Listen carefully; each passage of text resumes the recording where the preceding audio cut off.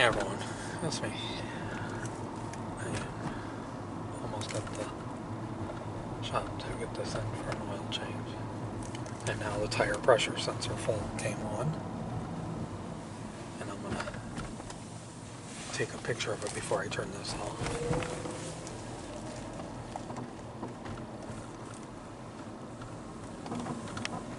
Because I said something to him about it on the website, but as soon as you turn the car off, that message clears out. And then it comes back on about 20-25 minutes later. So I'm going to take a picture of it because I'm not going to clear it out. But I'm hoping we can get it in. I know it's going to need tire pressure sensors replaced because it's now getting worse. Because that message keeps coming up.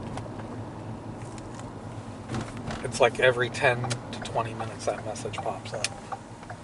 This is tire pressure sensor fault.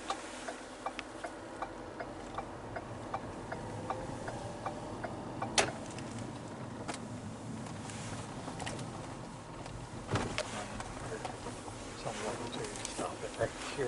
Please like, please subscribe. Talk to you guys soon. Have a good day. Bye.